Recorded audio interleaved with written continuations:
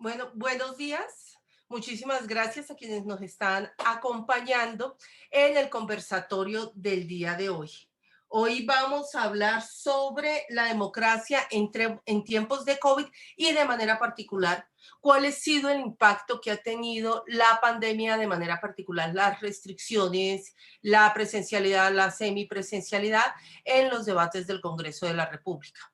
Como todos tenemos claro, el año pasado la Corte Constitucional, en una sentencia emitida a finales de año, señaló que el Congreso de la República era autónomo para darse su propio reglamento y para decidir internamente cómo debía funcionar, de tal manera que se le brindaran garantías absolutamente a todos los sectores, no solamente los sectores de oposición, sino también los sectores minoritarios, con el objetivo de conocer cómo ha venido funcionando el Congreso, cuál es el balance que tienen senadores representantes a la Cámara, pero además de conocer otros ejemplos en América Latina, hoy contamos con la presencia de la doctora Ángela María Robledo, representante a la Cámara.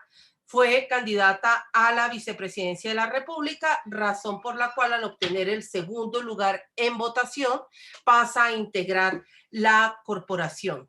Nos acompaña también el representante José Daniel López, representante a la Cámara de Cambio Radical, además uno de las jóvenes, yo creo que ya no promesas de la política colombiana, sino ya un actor político de la bancada, además que hace parte de este grupo de jóvenes que llegaron al Congreso de la República y que por lo tanto tiene una experiencia digital, no ya millennials, pero todo el conocimiento y cercanía a las redes sociales, es decir, muy posiblemente él se encuentra en un escenario muchísimo más amigable, más conocido que otros miembros del Congreso de la República, y también se va a unir a esta conversación más adelante la senadora Aida Abella, también integrante del bloque, ella integrante del bloque de oposición y que viene de una carrera política de muchísimos años.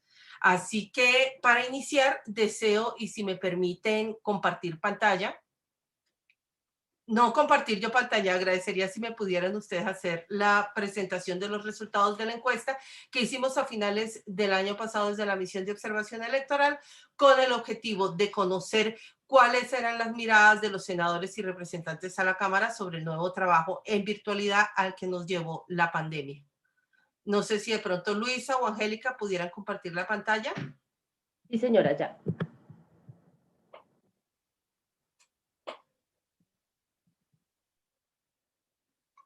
Mientras se va compartiendo la pantalla, se hizo un cuestionario a los representantes y senadores de la República frente a los contenidos de la sentencia 242 del 2020, en la que se habla de la constitucionalidad de las sesiones virtuales del Congreso. Obtenido los resultados de esta encuesta, empezamos a indagar sobre la virtualidad como una forma de deliberación subsidiaria, temporal y excepcional que surge a partir de las situaciones de emergencia y de la normalidad que tiene causas y consecuencias imprevisibles e irresistibles. De igual manera, como lo señala la Corte, esta señaló que cualquier norma jurídica que impida la asistencia física a las sesiones de los órganos colegiados del Estado es inconstitucional. Por lo tanto, era necesario que el Congreso de la República pudiera avanzar hacia garantizar condiciones para que todos los miembros que consideraran oportuno pudieran asistir a las sesiones, a las deliberaciones para el ejercicio de sus funciones. Esta misma sentencia, y sobre lo cual también indagamos, es sobre la conducción de las reuniones virtuales para hacer un nulo uso apropiado de la tecnología con el objetivo de evitar que se obstaculizara la participación, la libertad de expresión, el debate y que se impactara de manera negativa la votación. Uno de los aspectos más importantes que quizás vale la pena relevar en la conversación que vamos a tener es cómo se manejó el tema de votos secretos, si se han avanzado en votaciones secretas o todas han tenido que ser votaciones nominales. Te agradecería que fuéramos a la segunda diapositiva. La encuesta estuvo, no, la número 2, te agradecería. La encuesta estuvo disponible del 4 al 28 de agosto del 2020. Se recibieron respuestas de 64 congresistas, el 27% de la Cámara de Representantes y el 15% del Senado de la República. Cuando vemos la composición de las respuestas, te agradecería siguieras, Angélica o Luisa. Contestaron 19 integrantes del Centro Democrático, 8 del Partido Verde, de la Alianza Verde 7, al igual que del Partido de la U, de Cambio Radical el Partido Conservador 5 miembros, de Mira 3, de la Lista de la Decencia 3, de Colombia Justa y Libres 2, de las Autoridades Indígenas de Colombia, de AICO 1, de la Manuncia, del Consejo Comunitario La Manuncia 1, de Colombia Humana 1 y de la Fuerza Revolucionaria del Común, así como de MAIS, Movimiento Alternativo Indígena, 1 por cada una de estas organizaciones. En los resultados obtenidos frente a la pregunta de cuál era el promedio de calificación del funcionamiento de la plataforma tecnológica en el Congreso de la República, nos encontramos, y lo primero que es necesario señalar, que la plataforma de la Cámara de Representantes trabajó a través de Google Meet, del Senado de la República a través de Zoom, y encontramos unas notas muy altas. De acuerdo a las comisiones constitucionales de Cámara, se obtuvo una nota alta con 4.1, mientras que en Senado de la República, en la Comisión Constitucional, se obtuvo una nota de 3.6. En plenaria, tanto en Cámara se obtuvo una nota de 4, como en Senado de la República de 3.5.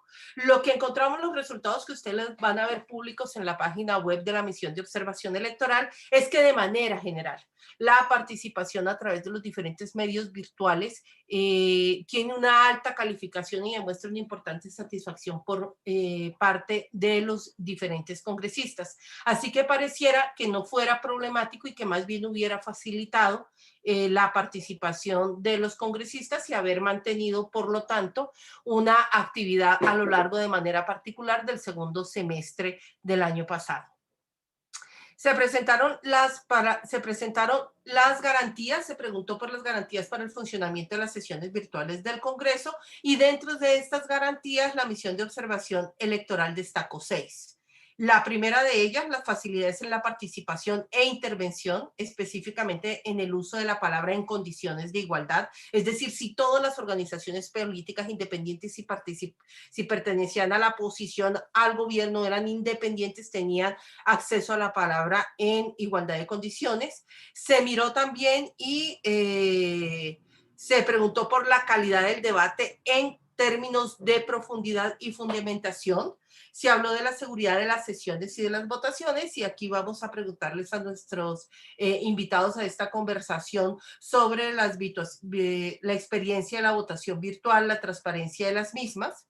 Se habló también del acceso a la información, el orden del día de las comisiones, de las plenarias, si se encontraban y era de conocimiento los impedimentos, si se tenían acceso rápido, tanto ellos como los ciudadanos, a los resultados de las votaciones, si contaban con un mecanismo donde pudieran encontrar también de manera virtual absolutamente toda la información que requerían para poder estar preparados para las diferentes sesiones y discusiones que se plantean al interior del Congreso.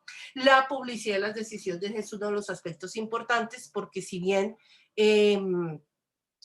estas se anunciaban y normalmente cuando estaban en presencialidad podían asistir las barras o grupos interesados, esto se traslada a la virtualidad y hay una publicidad que no solamente impacta a los representantes de la Cámara y a los senadores de la República, sino también el acompañamiento por parte de la ciudadanía a estas sesiones. Y para ejemplo de estos, creo que hoy vamos a tener una de las sesiones más interesantes en el país, que está directamente relacionada con la moción de censura para el ministro de Defensa.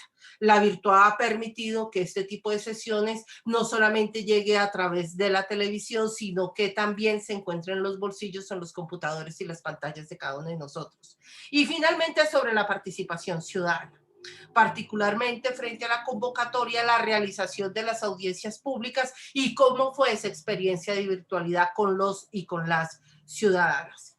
Dentro de los resultados y los hallazgos tenemos que hay un promedio de calificación sobre el cumplimiento de las garantías y principios democráticos en el Congreso de la República, que se encuentra, y como lo vamos a ver en la mayoría de los casos, mucho más alto en la Cámara de Representantes que pareciera, y por eso es tan importante, José Daniel y doctora Ángela María, poder conocer cuáles son sus apreciaciones siempre en la Cámara de Representantes. Ha tenido unas notas mucho más altas, empezó antes el trabajo de la virtualidad y pareciera que hubiera tenido una relación mucho más rápida, expedita y de mayor conocimiento con la virtualidad.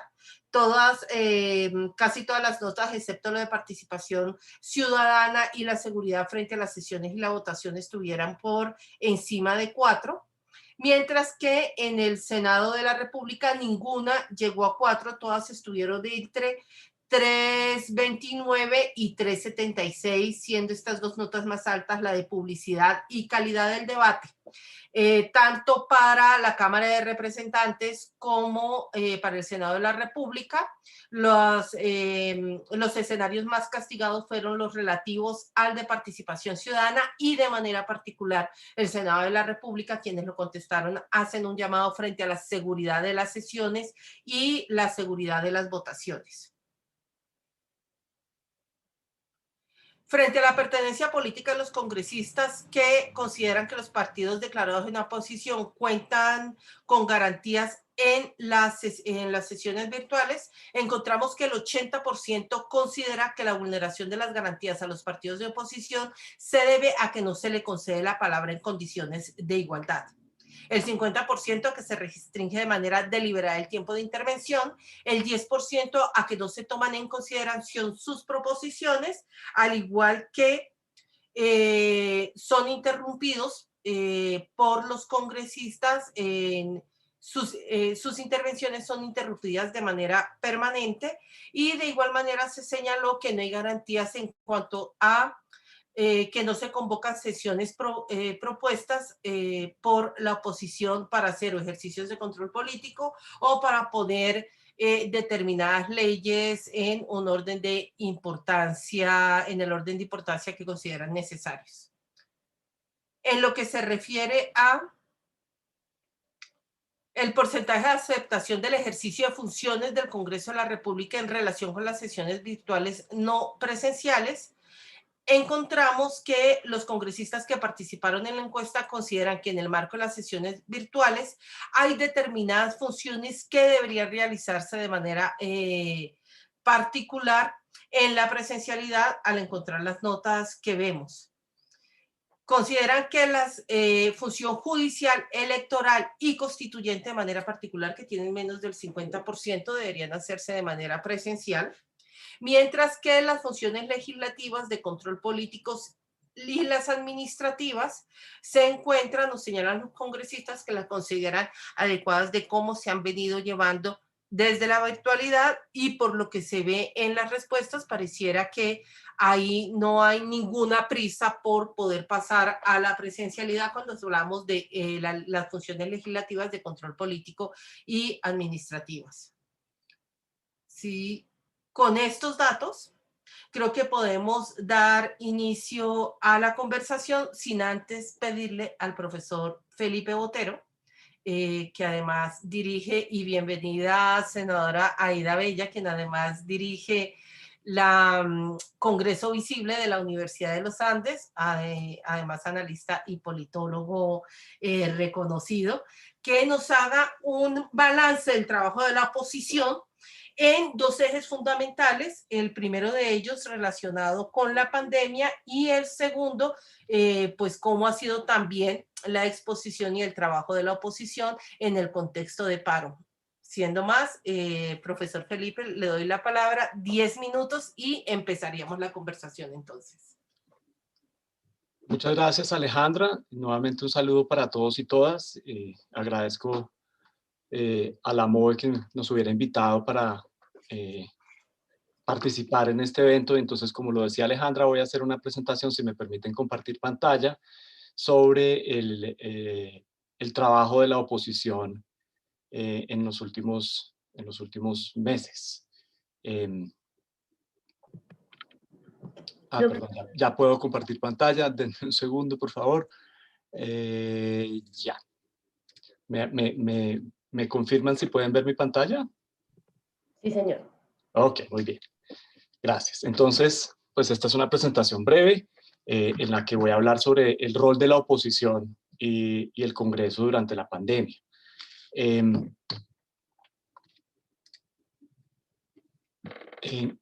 Voy a hablar de 4 temas generales, que son, por un lado, los proyectos de respuesta al tema de la pandemia. Voy a hablar también sobre el control político y otro tema pues, que es central, dada la coyuntura, tiene que ver con los proyectos relacionados con el paro nacional, y voy a presentarles también cuáles han sido los temas principales y secundarios que ha trabajado el bloque de partidos que se ha declarado en oposición, que como ustedes saben, pues son incluye al Polo Democrático, a los comunes, a la Alianza Verde, a la Lista de la Decencia, a Colombia Humana y a la Lista de Dignidad. Y según mis cuentas, pero pues puedo estar equivocado, son 25 senadores y 22 representantes. Entonces, pues es un bloque importante que está haciendo este ejercicio de oposición tan fundamental para una democracia. Bien. En términos de los proyectos que se han presentado con relación a la pandemia, se destacan 4 temas. De un lado está el tema de renta básica, en el cual en el Congreso se han presentado 8 proyectos relativos a este tema. 4 de ellos han sido presentados por partidos de la oposición, pero hasta el momento ninguno ha superado ponencia en primer debate. También hay un grupo de proyectos muy importantes sobre Internet, acceso al Internet, que se volvió fundamental con el advenimiento de la pandemia. Se han presentado 10 iniciativas, de las cuales 5 son de la oposición, y con esto se busca o bien garantizar el acceso pues se busca garantizar el acceso al servicio vía declararlo un derecho fundamental o un servicio público esencial. Esos proyectos tampoco han avanzado eh, eh, mucho, digamos. En general, el balance es que los proyectos se han presentado muchas cosas, pero el avance de esos proyectos ha sido relativamente lento. En términos de servicios públicos, también la oposición ha presentado 2 de los 4 proyectos que buscan garantizar la prestación de los servicios públicos, incluyendo la implementación de mínimos vitales. Hay un proyecto de mínimo vital que, bueno, no han salido de ponencia, han tenido ponencia de primer debate. Y por otro lado, el cuarto tema son los proyectos que tienen que ver con el sector salud, que también se volvió más importante con la pandemia, con la crisis sanitaria que estamos viviendo. Y en este tema, los partidos de oposición han presentado iniciativas sobre salud mental, 5 proyectos, 2 proyectos sobre las condiciones laborales del sector, de los trabajadores del sector, un proyecto sobre salud rural y un proyecto sobre el tema de acceso a anticonceptivos. Bien, eso en cuanto a proyectos de COVID. Ha habido como otro grupo de proyectos que responden a la pandemia. Por un lado, proyectos que buscan modificar o derogar algunos de los decretos presidenciales que se han presentado, que se han decretado con respecto a la crisis. En la primera mitad del 2020 se radicaron 12 de estas iniciativas. En lo que va de la legislatura de 2020-2021 se han radicado 2, pero solo una de ellas ha llegado a ser aprobada en segundo debate. Y por otro lado, también como lo señalaba Alejandra, se han hecho ejercicios de control político, particularmente contra los ministros de defensa, contra el difunto ministro Trujillo, en octubre del año pasado, y actualmente hoy arranca el debate de control político contra el ministro Molano. También quisimos aquí con el equipo de Congreso Visible presentar un poco la respuesta que ha tenido el Congreso y la oposición en particular a temas que tienen relacionados con el paro nacional. Entonces, por un lado hay proyectos de reforma policial, hay 3 proyectos de reforma al uso de la fuerza policial y un proyecto sobre reforma a la policía. Estos proyectos se habían presentado antes del paro, pero después de los eventos del 9 de septiembre del año pasado en Bogotá. Entonces son un poco una respuesta a la coyuntura y siguen siendo muy vigentes justamente en los momentos en los que estamos de protesta ciudadana, donde se han observado algunos casos muy preocupantes de abuso de la fuerza policial. Por otro lado, también ha habido mucha discusión sobre reformar al Congreso, y en ese sentido, desde el primer semestre del 2020, la oposición ha radicado 6 proyectos de reducción del salario de los congresistas, y se han presentado proyectos que tienen que ver con cabildeo, con la conformación de cambios en la conformación del Senado y modificación del calendario. Digamos, todos estos proyectos yo creo que son importantes. Hay discusiones interesantes sobre cómo funciona el Congreso, cómo podría funcionar mejor, y eso pues ha aprovechado la coyuntura para presentarse, pero pues ninguno ha pasado al primer debate. También ha habido unos proyectos de reforma política, hubo uno de oposición que se juntó con el del Partido Liberal, pero fueron, pues no prosperaron. Y en términos tributarios, que es el tema como que fue la piedra o la gota que rebosó la copa, que produjo las protestas de este mes o del mes del que llevamos un mes, pues además de hacer oposición a ese proyecto de reforma tributaria del gobierno, la oposición también ha presentado proyectos que tienen que ver con una sobretasa a las rentas en el sector financiero, un impuesto al patrimonio y un impuesto a la explotación de hidrocarburos. Este último ya fue archivado. Y ya para redondear, quiero hacer un balance de los proyectos, o presentarles este balance de los proyectos, de cuáles han sido los temas que han ocupado a la oposición.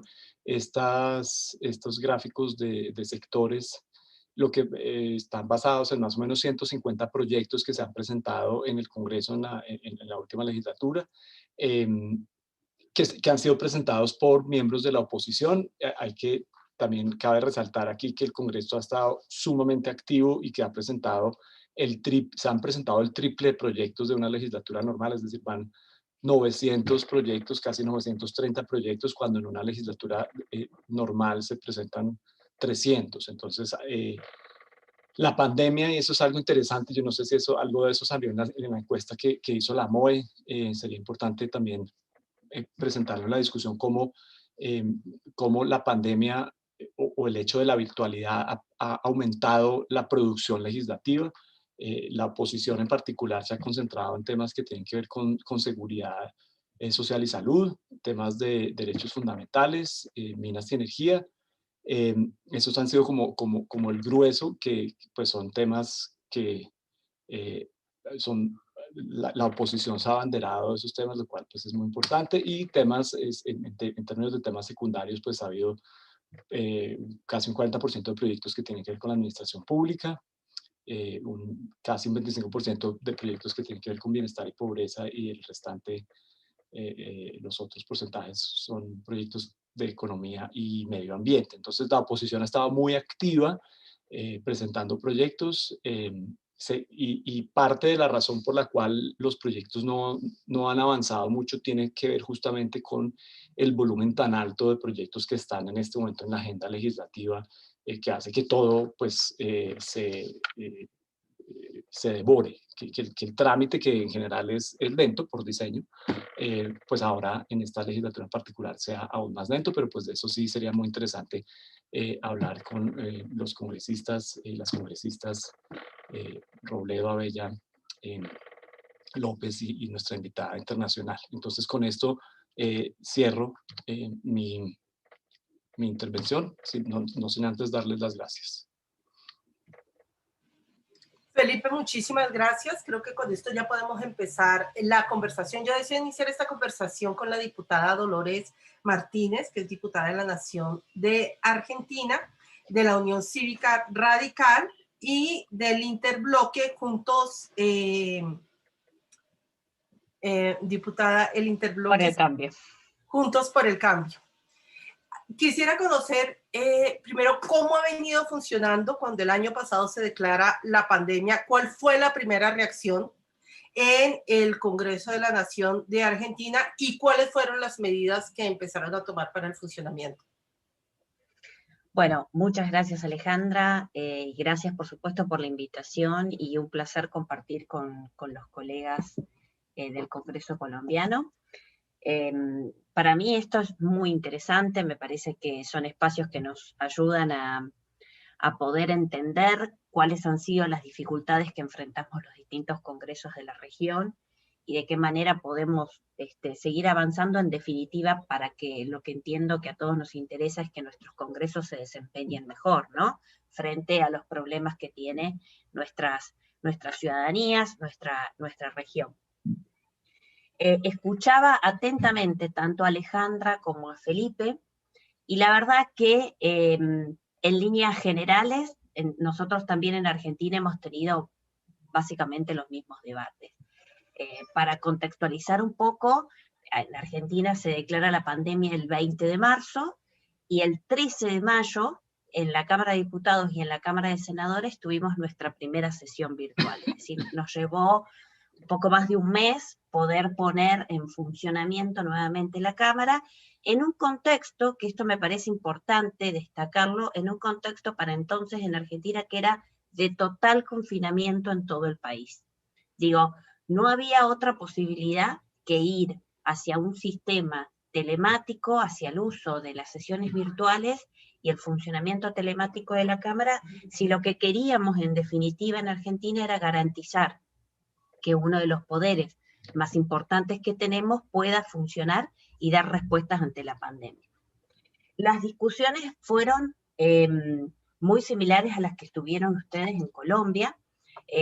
Se armó acá políticamente una especie de debate antagónico, ¿no? En primer lugar, quienes estaban a favor de las sesiones virtuales y quienes estaban en contra de las sesiones virtuales. Esto lo digo porque fue un escollo a superar, fue un escollo bastante importante a superar, porque se ponía todo, en definitiva, en un polo o en otro polo, ¿no? Entonces era muy difícil encontrar puntos en común que nos ayuden a ver, en todo caso, qué cosas favorecía la virtualidad y qué cosas debíamos garantizar en caso de que no tengamos sesiones presenciales. Ese fue un primer punto. El segundo punto fue si eran constitucionales las sesiones virtuales, ¿sí? Es decir, frente al aspecto legal de la virtualidad. Nosotros en la Cámara de Diputados y Cámara de Senadores, en nuestro reglamento, tenemos la posibilidad de sesionar en casos de urgencia, en casos extremos, fuera del ámbito del Congreso de la Nación. Por supuesto que entonces a lo que teníamos que abocarnos era a la modalidad, porque evidentemente ante una situación extrema se pensó poder sesionar fuera del ámbito del Congreso, pero no, por supuesto, de manera virtual. Ese fue otro de los escollos a superar. En líneas generales, la mayoría de los proyectos presentados, tanto por el oficialismo, o sea, por el grupo de gobierno, ¿no? Por el bloque de gobierno, tanto así como por diputados y diputadas que pertenecen a los bloques opositores, tendían en una primera etapa, en las primeras 2 semanas del confinamiento, a buscar reformar el reglamento para incluir la modalidad de la virtualidad dentro de nuestro texto normativo. Hubieron solamente, creo que fue, si no recuerdo mal, un único proyecto, que fue el que nosotros impulsamos, hemos trabajado con nuestro equipo y con nuestros diputados y diputadas, algunos diputados y diputadas que nos acompañamos. Nosotros entendíamos que no era necesario tocar el texto normativo ante lo desconocido, ¿no? Que podíamos trabajar en un protocolo de funcionamiento virtual que le dé la suficiente robustez a la modalidad de la virtualidad para luego ir evaluando si esto efectivamente era necesario incorporarlo en el texto normativo. Ese fue otro de los puntos que llegamos a debatir. Y ahí se incluían un montón de otros aspectos, que fue lo mismo que discutieron ustedes, temas, por ejemplo, de seguridad informática, qué tipo de seguridad debíamos adoptar a la hora de establecer sistemas de votación, o por ejemplo, cómo desarrollábamos herramientas que permitan la identificación de los legisladores, que es tan importante, ¿no?, a la hora de la votación respecto al grado de legitimidad que tiene y legalidad que tienen que tener estos sistemas. Así que esos fueron, en definitiva, algunos de los aspectos. También, por ejemplo, debatimos qué tipo de materias debían estar o no incluidas en este proceso de virtualidad. Por ejemplo, los escuchaba a ustedes respecto a temas que están relacionados con reformas constitucionales o temas que están relacionados a medidas extremas, como puede ser la declaración del estado de sitio en la Argentina, distintos temas, o por ejemplo la creación de impuestos, si estos temas iban a estar permitidos a tratarse dentro de la virtualidad o no. Ese fue otro de los grandes ejes de debate. El siguiente, de qué manera podíamos desarrollar un sistema y un protocolo que garantice los derechos políticos de las minorías. Nadie quería ir hacia un sistema que de alguna manera restrinja la participación igualitaria de todas las fuerzas políticas. De qué manera hacíamos que todo este proceso sea transparente, abierto, que fortalezca justamente nuestro sistema. Esos fueron, en líneas generales, los ejes que nosotros debatimos. Finalmente logramos todas las fuerzas políticas, sobre todo en la Cámara de Diputados, y voy a hacer esta aclaración al principio para que después quede más que claro. Nosotros hemos tenido un funcionamiento, si se quiere, respecto a la profundidad del debate, muy diferente a cómo se dio en la Cámara de Diputados respecto a la Cámara Alta, ¿sí? Nosotros en la Cámara Alta no hemos tenido un proceso deliberativo, un proceso logrado por consenso. La Cámara Alta está compuesta por una mayoría automática, vendría a ser, del oficialismo del gobierno actual, y eso a ellos evidentemente les ha permitido avanzar, ¿sí? Sin necesidad de consensuar todos estos aspectos con los bloques de la oposición. Entonces quiero dejar esto a salvo, porque en la Cámara de Diputados el proceso fue diferente, y por tanto la evaluación que nosotros podemos hacer respecto al desempeño de la Cámara de Diputados también es diferente. Nosotros finalmente logramos sesionar por primera vez el 13 de mayo, es decir que estamos a pocos días, hemos cumplido un año de poder hacer una sesión virtual, y hemos ido evolucionando de alguna manera. Al principio, como les decía, la modalidad era mixta, se garantizaba un 40% de presencialidad en la Cámara. Esto fue algo que luchamos muchísimo los bloques de la oposición. No queríamos que el Congreso sea solamente con modalidad virtual, queríamos que se pudiese garantizar una presencia mínima de la oposición en el recinto, ¿sí? Físicamente, y eso fue lo que nos permitieron los protocolos sanitarios, respetando el distanciamiento entre las bancas y el cuidado, ¿no?, que debíamos tener para evitar los contagios, no solamente de diputados y diputadas, sino por supuesto de todo el personal que asiste en la Cámara de Diputados. Con lo cual, primeramente, se llevó adelante un trabajo mixto.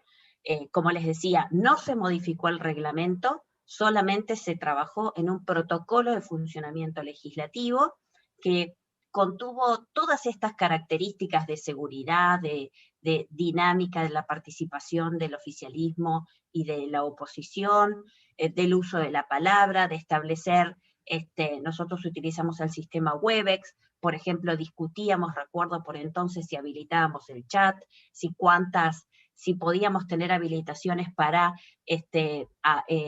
poder desmutearnos, esta palabra que tanto se ha usado en este tiempo, si eso conllevaba a que las reuniones de sesión, nosotros somos 257 diputados, si eso podía llevar de alguna manera que las sesiones sean un poco más desprolijas, si se quiere, porque ustedes vieron cómo funcionan estos sistemas de videollamadas, que necesitamos tener una metodología para que todos nos podamos escuchar. Al principio surgieron dudas de cuánto podía sostenerse este sistema. Nosotros tenemos sesiones que generalmente son muy largas, hablamos de más de 10, 14 horas, porque justamente se trata de garantizar la participación y que todos los diputados y diputadas puedan conversar, puedan hacer sus exposiciones, y los sistemas virtuales en ese entonces no tenían la suficiente capacidad técnica para soportar tantas horas, con lo cual ahí vino una de las primeras consecuencias de la virtualidad. En nuestro reglamento se establece que el uso de la palabra para un diputado que individualmente pide hacer su exposición en determinado tema es de 7 minutos. En pandemia nosotros estamos trabajando con un tiempo solamente de 3 minutos. Hace más de un año, como les decía, cuando un diputado quiere hacer uso de la palabra, en el tiempo de uso individual solamente puede hablar 3 minutos.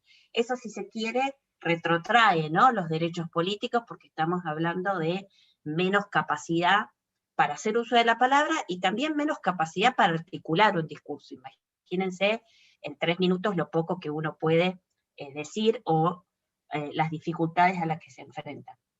También habíamos tenido una discusión legal con la Corte Suprema de Justicia de la Nación. Fue la propia presidenta del Senado, nuestra vicepresidenta de la Nación, Cristina Fernández de Kirchner, que le envió a la Corte Suprema de Justicia un pedido para que se expresara sobre la legalidad de las sesiones virtuales, y la Corte así lo dispuso. Dijo que efectivamente era el Congreso quien se daba sus propias normas, con lo cual podía perfectamente funcionar a través de este protocolo, y a diferencia de Colombia, por lo que ustedes recién comentaban, la Corte no hizo ninguna diferenciación sobre los aspectos, digamos, de la materia que podía legislar o no el Congreso. Así funcionamos. Muy brevemente les digo que se ha ido evolucionando. Había dificultades como, por ejemplo, para evaluar las capacidades propias de los diputados y las diputadas, que no manejaban por ese entonces este grado de tecnología, estar conectados, por ejemplo, a través de 2 dispositivos. Favorablemente nosotros en la Cámara de Diputados tuvimos un aspecto que ya veníamos de un proceso de modernización, con lo cual teníamos equipos técnicos muy preparados para poder hacer un desarrollo propio de esta aplicación que utilizamos en la Cámara de Diputados. Y después más, solo para cerrar, pero dejo abierto, por supuesto, para que sigamos conversando, me quedarían a mí pendientes los aspectos, si se quiere, del análisis político, de lo que pienso respecto a cómo ha sido este desempeño, que Alejandra, no sé si querés que lo dejemos para más adelante en la conversación, así pueden todos ir haciendo uso de su tiempo, ¿no? Diputada, sí agradecería que ya la evaluación del impacto en lo político, sí agradecería que lo pudiéramos retomar más adelante. Creo que en Colombia pasó exactamente lo mismo entre Senado y Cámara de Representantes. Fueron 2 autopistas completamente diferentes. Las sesiones en Colombia tenían que empezar el 13 de marzo. Se prorrogó el inicio. Entonces quisiera de pronto con la senadora Aida Bella conocer sus primeros balances de cómo fue ese ingreso a la virtualidad por parte del Congreso, y de manera particular en el Senado de la República, si se dieron discusiones frente a las garantías a la oposición y a los partidos minoritarios.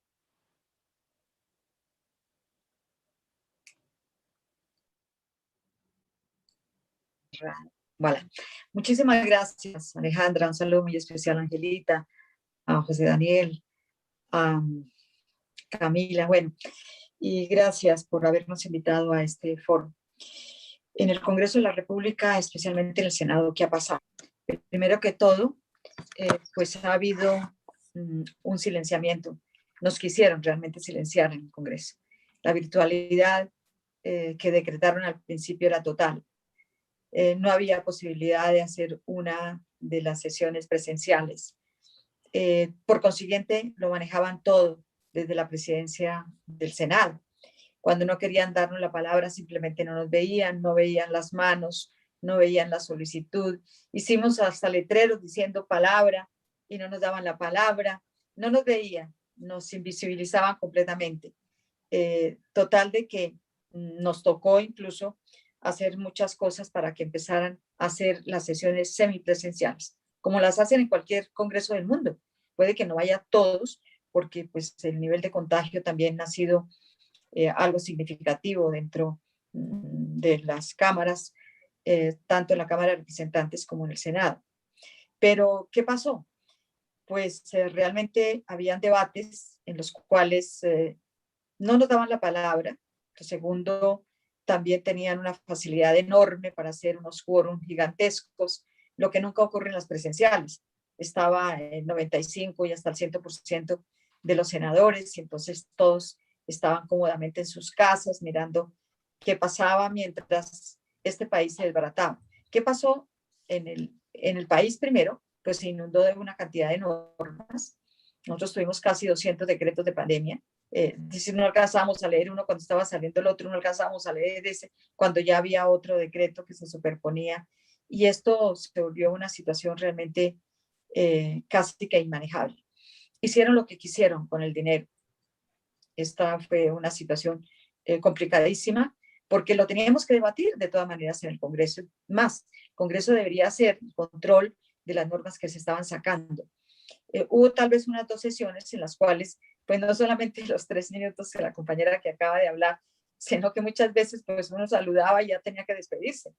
Esto francamente no es para una situación de estas tan difíciles como fue la pandemia. Sí, es cierto, a todos nos cogió de improviso, a todos nos cogió casi con una cantidad de cuestiones que debíamos hacer, pero efectivamente los congresos, yo creo que en últimas también fueron sorprendidos por toda esta cantidad de cosas y también por una nueva forma de actuar, por una nueva forma de funcionar.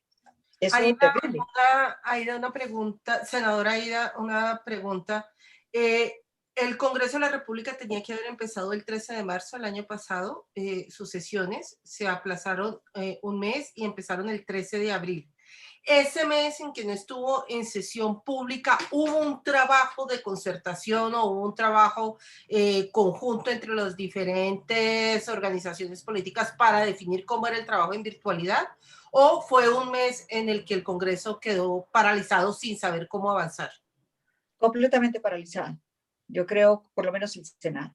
Esa fue una situación en la que perdimos un mes precisamente para poder avanzar.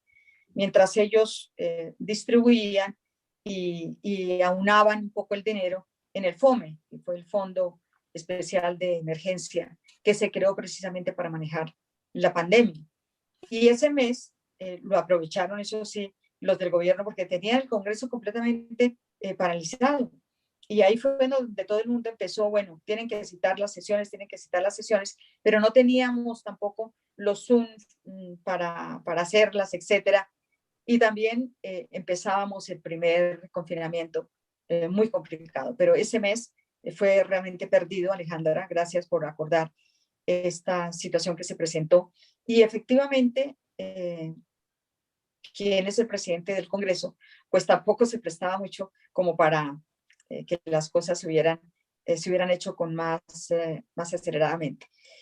Total de que ahí perdimos mucho, pero también perdimos en toda la posibilidad de hacer el control político sobre los decretos que sacaba la presidencia de la República, la distribución, y también se utilizó, por ejemplo, todo este mes haciendo audiencias, o sí, audiencias públicas que determinados partidos o simplemente algunos parlamentarios se unificaban, también de diferentes partidos, para hacer las audiencias con los pequeños empresarios, con los medianos empresarios, con los grandes, pero también con el ciudadano, con la gente que en este momento estaba en una situación deplorable, como los transportadores que no podían salir y que definitivamente todo este problema de los peajes, que ha sido un problema supremamente grave durante la pandemia y después de la pandemia, y ha sido uno de los detonantes precisamente de todo el estallido social que ha habido en Colombia. Es decir, fueron cosas tan fuertes que además, luego de que pasamos un año en una situación completamente incierta, difícil, logramos que a lo último se pudieran hacer las semipresenciales, es decir, que unas personas fueran al Congreso y otras personas pudieran actuar desde la virtualidad. Esto desahogó un poco la actividad del Congreso. No es lo mismo estar en las presenciales que estar precisamente en la virtualidad todo el tiempo. No es lo mismo poder actuar dentro de los salones del Congreso y poder hablar con el presidente de frente y poder decirles que me da la palabra porque no la pueden invisibilizar. Pero por otro lado tenemos el gran problema de los contagios. Ha habido varios contagios en la Cámara, ha habido varios contagios en el Senado, ha habido un senador que ha muerto por el contagio, que no creo que se hizo en los salones del Congreso porque tal vez fue una de las personas que menos asistió a las presenciales, pero de todas maneras se contagió, murió, y esto tiene también su incidencia dentro de las propias actuaciones del Congreso. Yo sí creo que el Congreso como entidad realmente falló, y falló no poco, sino yo creo que falló mucho, pero también se pudieron hacer muchas audiencias, por ejemplo, con los transportadores. Hicimos varias audiencias, ellos nos contaron todo el problema que ha habido precisamente con todo esto de los peajes, con la subida, y luego, pues en todo este proyecto y en todo este proceso del paro, yo he encontrado una cosa que es puramente extraña. El Senado de la República estaba sesionando martes y miércoles, y generalmente los lunes nos citan a comisiones, los martes, jueves y algunos viernes también nos citaban a comisiones. Por ejemplo, el viernes estábamos ya las mujeres acostumbradas a que la Comisión de la Equidad de la Mujer funcionaba el viernes. Pues cosa rara, en todo el estallido social no han funcionado las comisiones. La Comisión Cuarta, que es una de las económicas a la cual pertenezco, no ha funcionado. En la práctica, hoy nos citaron por ahí dentro de una hora, simplemente para aprobar unas proposiciones, para decir que trabajan. Y también en la plenaria del Senado ha sucedido algo insólito, es que solamente citan el martes, no citan el miércoles. Incluso hoy voy a presentar una proposición diciéndole al presidente que por favor no cite solamente el martes, que cite hoy lunes, porque tenemos el debate del ministro de la Defensa por todos los muertos, las desapariciones, todo lo que ha pasado en el país, pero también vamos a tener toda esta situación dificilísima de analizar, por ejemplo, lo que han ocasionado la violación de los derechos humanos. Hoy está el debate con el ministro de la Defensa. Mañana seguramente nos citan para aprobar unos proyectos de ley completamente intrascendentes en la vida nacional. Lo han llenado de una serie de proyectos que realmente no tienen que ver nada con las necesidades en este momento prioritarias de los colombianos, como tampoco tienen que ver con los debates que se tienen que dar.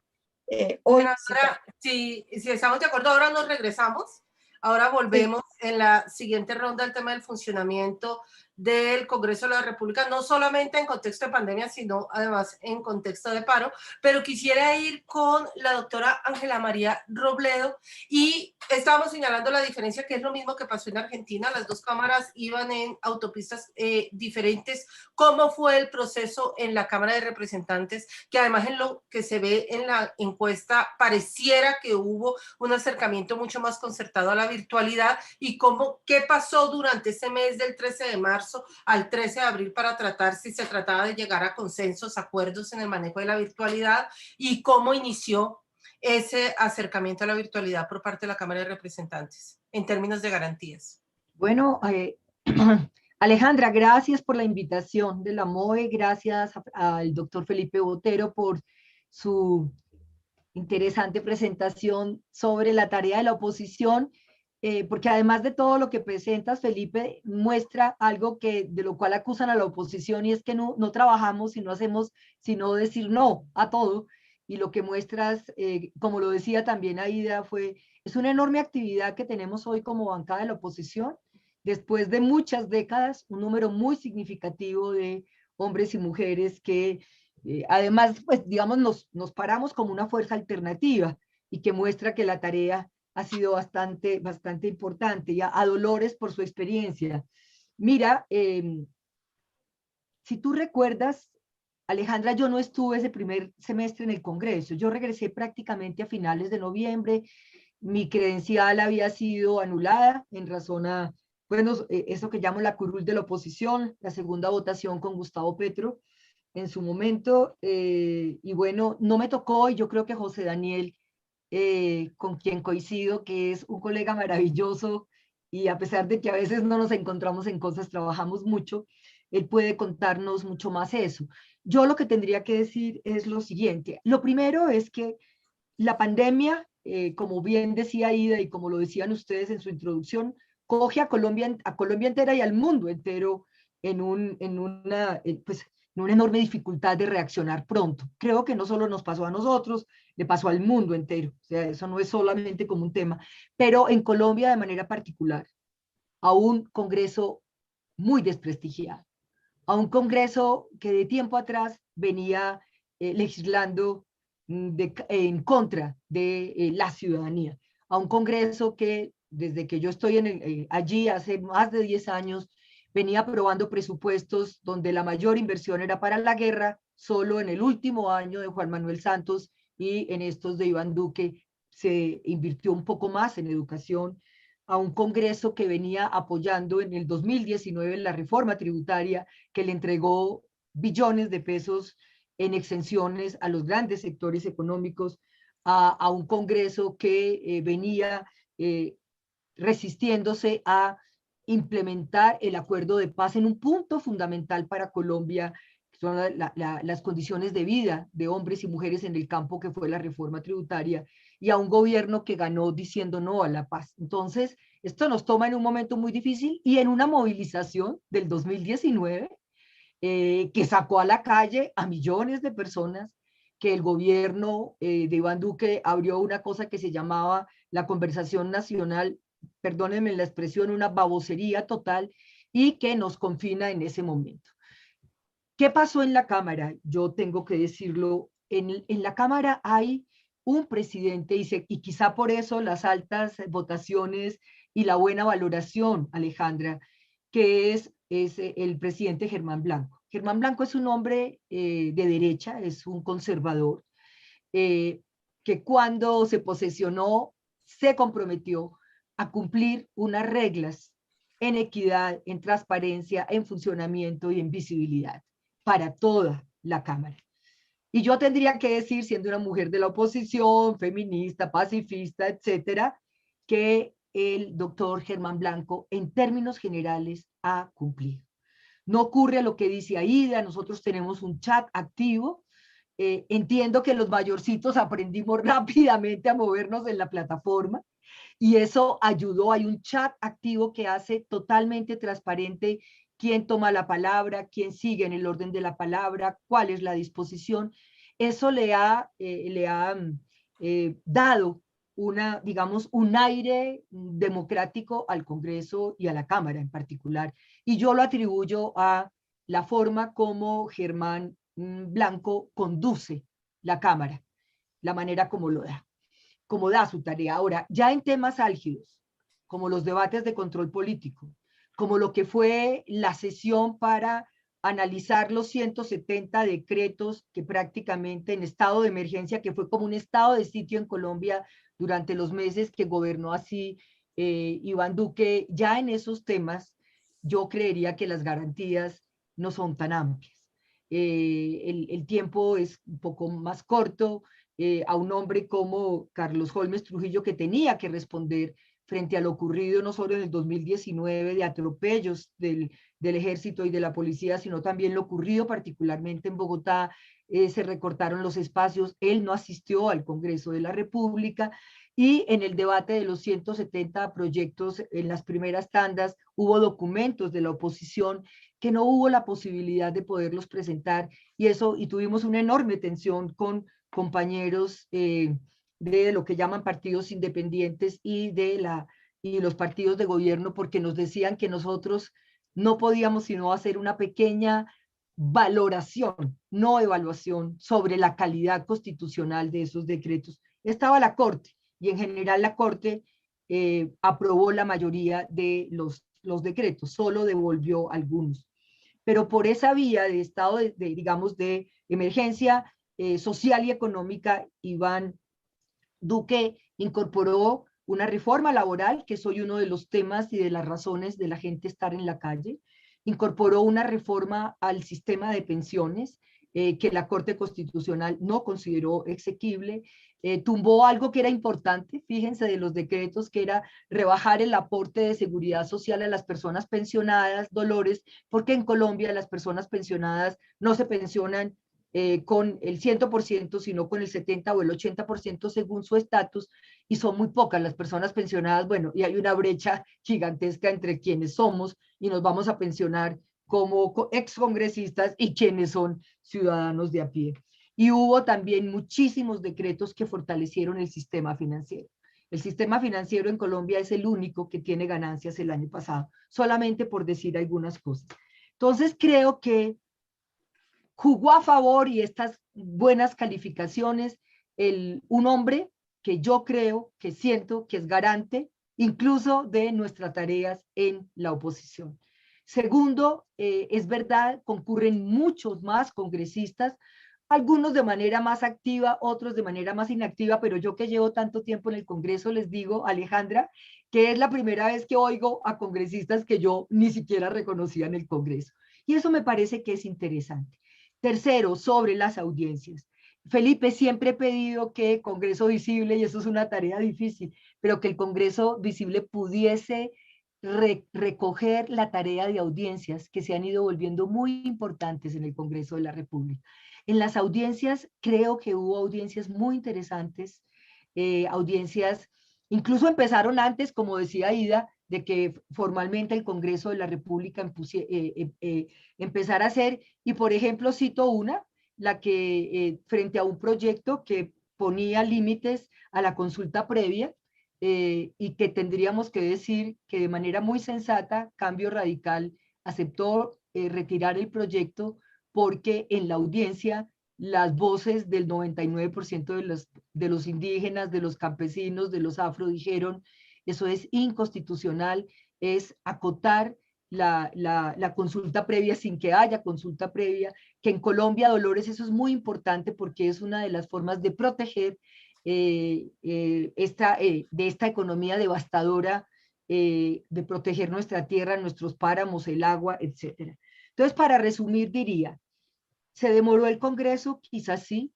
Creo que el Congreso pudo haber hecho, sobre todo para nosotros, las mayores, alguna adaptación, Alejandra, como se hicieron en colegios y en otros espacios para poder tener sesiones más virtuales.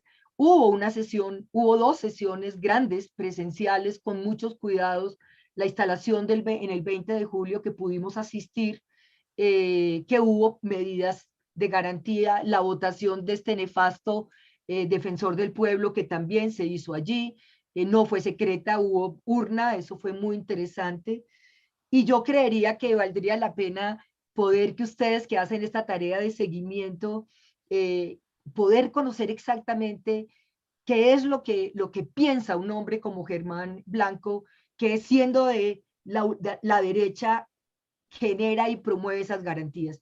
Y hay cosas que yo creo que violaron la sentencia de la Corte Constitucional. Hubo reformas a la Constitución con el proyecto de cadena perpetua, y fue semipresencial, y el estatuto del Código Electoral frente al cual ustedes, Alejandra, hicieron una veeduría total de alertas y de debates en las audiencias. También es una ley estatutaria que se movió por allí. Entonces creo que ahí el Congreso pasó por encima, pero frente a lo que dice Aida, y cuando uno de pronto entra a las sesiones del Senado y a las nuestras, sí vemos, y cuando son las plenarias, vemos enorme diferencia en la manera como Char maneja el Senado, porque es un hombre muy cercano al gobierno, un hombre que tiene investigaciones en la Corte Suprema que extrañamente se suspendieron. Vamos a ver si ahora que sale de la presidencia se le activan otra vez sus procesos, frente a las actuaciones de Germán Blanco, lo que demuestra que cuando hay voluntad política y reglas claras, la oposición puede tener un poco más de garantías que cuando llega alguien con la intención de arrasar y de invisibilizar las voces de la oposición, que no es una cuestión nuestra, es debilitar esta democracia tan precaria que tenemos en Colombia. Muchísimas gracias, doctora Ángela María. Representante José Daniel, digamos, ya tenemos más o menos un balance de qué fue lo que pasó en Cámara, en Senado, conocemos la experiencia de Argentina, y de acuerdo a lo que usted ve, tuvimos unas propuestas de reglamentación. Argentina tomó la decisión de no avanzar en ese sentido sobre la incertidumbre, sobre lo desconocido, pero como quiera interviene, empieza a adoptar algunos protocolos. ¿Cómo debería, hacia dónde debería avanzar o no debería avanzar en una reglamentación sobre la virtualidad? Y esa reglamentación, ¿sobre qué aspectos debería tener especial atención para poder fortalecer esas garantías para la oposición, para los partidos minoritarios? Porque no puede depender de una persona, es decir, no puede depender de quien sea presidente de cada una de las corporaciones tener mayor o menor acceso a las garantías democráticas. Bueno, Alejandra, buenos días, un saludo para el equipo de la MOE, para Felipe Botero y el equipo de Congreso Visible, para la senadora Ida Bella, la representante Ángela María Robledo, la diputada argentina Dolores Martínez. Muchas gracias por la invitación. A ver, ya le voy a contestar la pregunta a Alejandra, pero antes permítame hacer como una especie de disquisición histórica, si valiera el término, sobre la discusión de la virtualidad, porque yo creo que esta discusión sobre la virtualidad ha tenido al menos 3 momentos. El primer momento, que es en el que más me interesa enfatizar, es el momento de cuando se declara la emergencia sanitaria, más o menos hacia el 10 de marzo del año pasado, y en consecuencia las mesas directivas del Senado y de la Cámara, muy en línea de lo que señalaba ahora la diputada de lo que ocurrió en Argentina, suspenden la realización de sesiones. El Congreso por Constitución debía empezar a sesionar el 16 de marzo, que era un lunes, y ese 15 de marzo en la noche sale una directriz, tanto la mesa directiva del Senado como la mesa directiva de la Cámara, que es importante decirle a los televidentes, funcionan de manera independiente, funcionan de manera autónoma, diciendo se suspende las sesiones del Congreso hasta nueva orden, y transcurrieron por lo menos 3 semanas, si no me falla la memoria, en los cuales el Congreso debía estar sesionando constitucionalmente y no sesiona. Y es en ese contexto específico en el cual surge la propuesta de las sesiones virtuales del Congreso, de las cuales en su momento hago parte.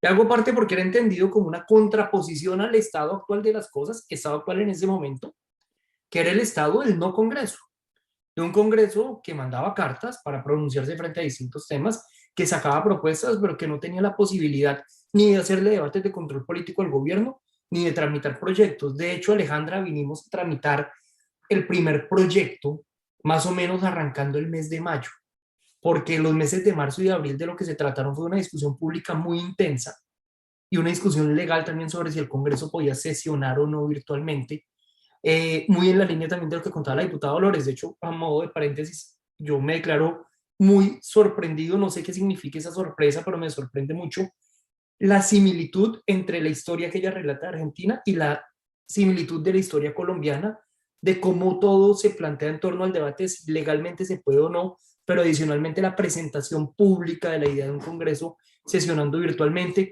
de cómo un segundo eje luego gira hacia debe haber o no cambios normativos, que ya es un poco su pregunta y hacia allá entraré, y la diferencia que ilustraba con mucha claridad Ángela María Robledo, y con eso voy a cerrar este preludio sobre lo que ha ocurrido en el Senado y lo que ha ocurrido en la Cámara. Naturalmente conozco mucho más el caso del Senado, el caso de la Cámara, perdón, porque pues es donde estamos junto a Ángela María todo el día. Pero he tenido la oportunidad de ir unas 3 o 4 veces a la plenaria del Senado a defender proyectos y he encontrado una mecánica absolutamente distinta. He encontrado congresistas, lo decía ahora Ida Bella, quejándose a la hora que los llaman a votar porque votan a viva voz y por llamado a lista. Nosotros votamos con un software, nuestra votación es mucho más rápida. Entonces, al menos en la legislatura pasada veía que hay una votación y un senador decía voto no y dejó constancia que quise hablar y no me dieron la palabra. Eso es muy raro que ocurra en la Cámara. Entiendo yo que en algún momento, no sé, Aida, si esa sea la situación todavía, que para pedir la palabra en la plenaria del Senado no tenía que mandarle un mensaje de WhatsApp al secretario o al subsecretario del Senado. Nuestro sistema de petición de uso de la palabra es absolutamente público, digamos, público para efectos de la corporación y luego queda en actas, luego también es público para la ciudadanía.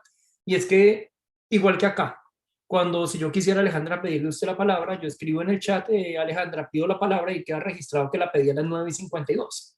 Entonces los presidentes de la comisión o de la plenaria lo que tratan de hacer es ir viendo el orden del día y dando la palabra, además bajo el entendido que hay mociones de réplica, de orden de procedimiento, que prevalecen sobre los usos de petición, sobre los usos de palabra ordinarios.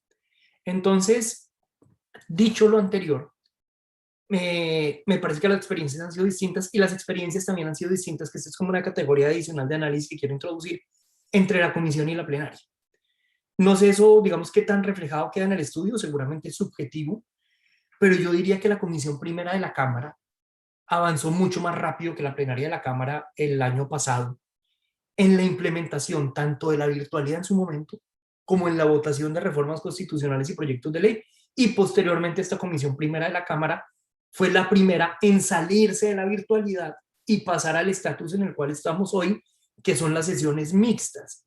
Y esto es muy importante recalcarlo porque la ciudadanía imagina que todo el Congreso sigue sesionando a través de Zoom o a través de Google Meet, y sí es verdad que una mayoría de los miembros lo hacen, pero también es verdad que quienes quieren ir al recinto de la comisión o de la plenaria, salvo en los momentos de pico mayor de la pandemia, lo pueden hacer sin ninguna restricción.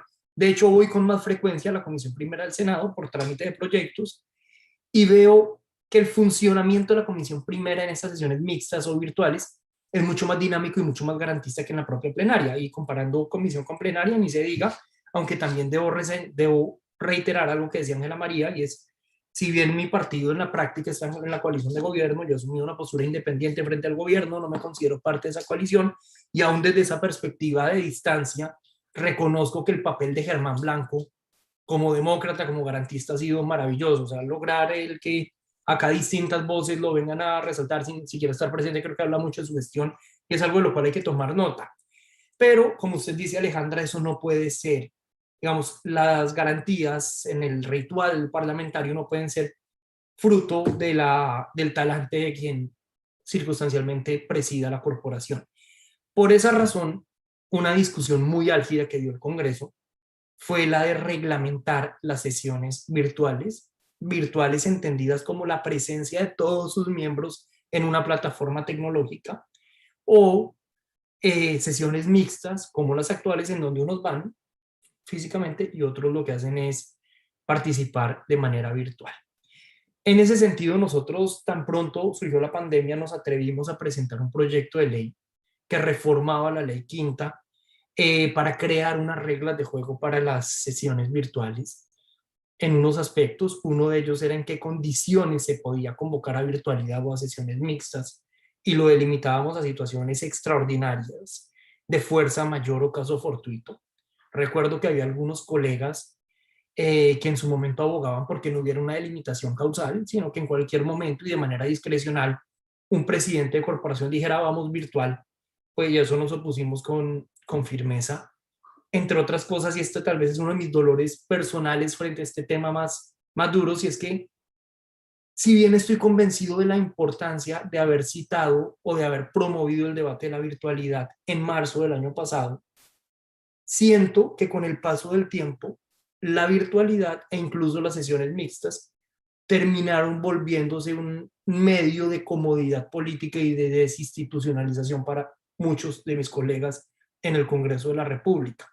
La virtualidad nació como una salida de emergencia ante la imposibilidad presencial de reunirnos presencialmente en tiempos en los cuales nadie entendía esta pandemia ni tenía siquiera remota idea de si nos íbamos a poder, digamos, de si nos podíamos reunir presencialmente y con bioseguridad. Y en lo que se ha convertido la virtualidad hoy es en un medio de confort, en un medio de ventaja estratégica sobre competidores ahora que viene la campaña. Y eso se refleja en cosas que pueden sonar triviales, cotidianas, pero que yo creo que no son menores, y es en ver que muchos colegas sesionan desde el carro, en que es perfectamente posible usted atender toda una agenda política, de gestión regional, lo que sea, simplemente con el celular o con una pantalla al lado, y va votando según se va necesitando. Cosas que obviamente no podían pasar cuando usted tenía que estar en el recinto. Entonces, sí me duele mucho que esta idea que surgió como una idea de emergencia y que tiene sentido desde el punto de vista de bioseguridad, se ha vuelto algo que ha ganado ciertamente ha ganado vocación de permanencia. Entre muchos colegas que encontraron ahí una zona de confort clarísima, y es cómo logran cumplir, digamos, el deber ser o la obligación legal más bien de estar en una sesión y de votar, pero al mismo tiempo ir haciendo mil cosas, y creo que eso termina golpeando en últimas la calidad del debate y la altura que debiera tener el debate democrático. Dicho eso. Una pregunta antes, y qué pena interrumpirte. Quisiera saber si dentro de las reglas, no sé si son las mismas en Senado y Cámara, para que hagan la presencia virtual, tienen que estar, digamos, tiene que mediar excusa médica de por medio, tiene que mediar una información sobre alguna comorbilidad, tiene que mediar algo, o es una decisión autónoma del representante o el senador de hacerla de manera virtual sin tener que dar mayores explicaciones. En la Comisión Primera de la Cámara hemos desarrollado este punto de la siguiente manera, y en la plenaria de la Cámara he visto que se aplican los mismos criterios. Hay sesiones que son virtuales con opción presencial, para el control político y para los proyectos de ley ordinarios. Eso significa en plata blanca que quien quiera asistir, asiste, pero no tiene que asistir ni tiene que presentar justificación para no asistir. Pero para los proyectos de mayor envergadura, y esto creo que es un desarrollo casero de alguna manera de la sentencia de la Corte Constitucional, en comisión primera se ha establecido que cuando se debaten reformas constitucionales, proyectos de ley estatutaria o proyectos de ley orgánica, se presume la obligación de presencia de todos los miembros, salvo aquellos que sean mayores de 70 años o que tengan comorbilidades o que presenten síntomas. Luego, a primera vista parece ser lo mismo, pero no, pero para las sesiones ordinarias, las cotidianas, básicamente el que quiera va y el que no quiere asiste virtualmente, pero para las que tienen una mayor envergadura sí se supone que usted, salvo excepciones, salvo excusa por edad o por comorbilidad, no debe participar virtualmente, sino presencialmente. Entonces, retomo. Pero yo quisiera, sin interrumpirte, pero hacer como una precisión en la línea de lo que dice José Daniel, y es que yo creo que eso se ha ido como relajando realmente. Es verdad. Que hubo mucho control al principio y en comisión primera, pues no tenemos también una secretaria que es súper juiciosa, todo el tiempo ratifica que quienes no vamos, pues cumplimos esa condición de esa disposición que salió, pero se ha ido relajando, como dice José Daniel. Y entonces, de pasar de ser una oportunidad para que el Congreso operara, se puede convertir en una condición, digamos, de no cumplir la tarea.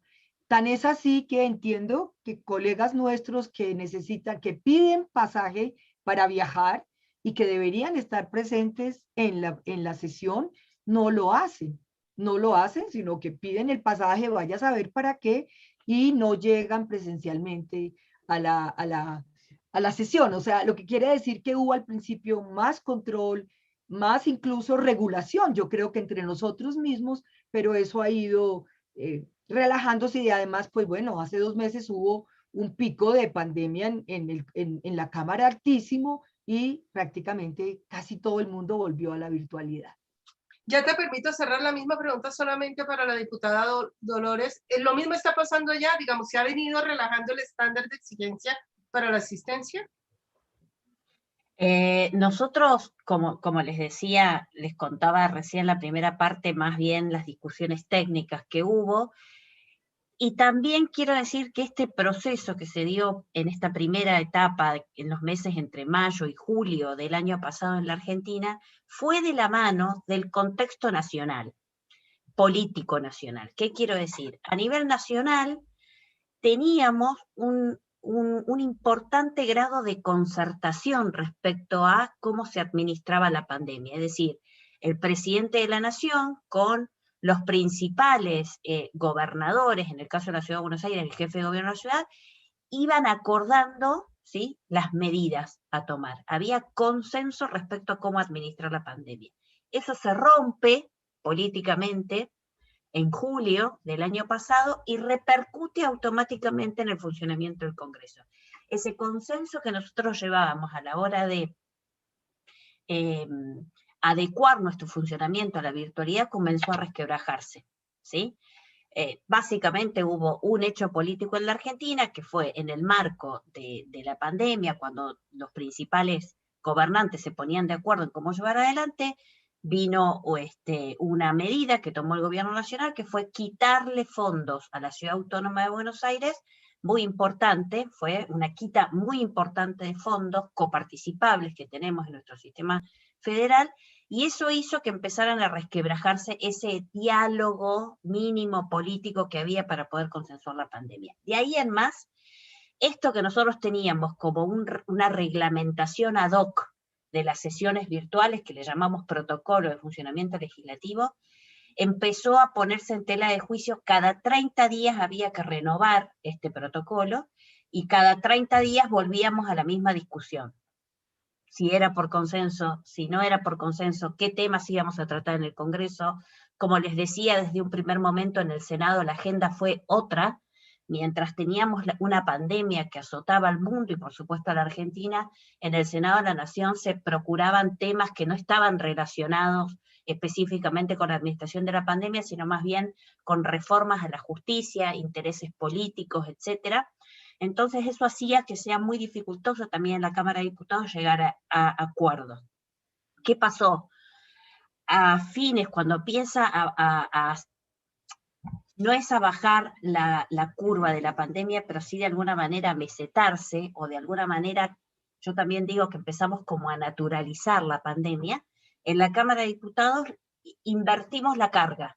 Ya no era la regla la virtualidad, sino que la regla es la presencialidad, a diferencia de lo que contaba José Daniel, desde octubre, noviembre del año pasado hasta hoy, la última sesión la tuvimos la semana pasada, en la Cámara de Diputados la regla es presencial y quienes tengan que estar virtuales deben presentar un certificado médico cerciorando que son o grupos de riesgo o aquellos que son mayores de 60 años quedan automáticamente exceptuados. Esa es la situación hoy de Argentina. Así estén vacunados, digamos, porque hoy estamos frente a un fenómeno y es que tanto en Colombia como en el resto del mundo los congresistas, digamos, por el tema de la edad, quienes eran mayores de 60 años, somos entendido una excusa. Hoy son precisamente los mayores de 60 años los que tienen la mayor posibilidad de estar vacunados.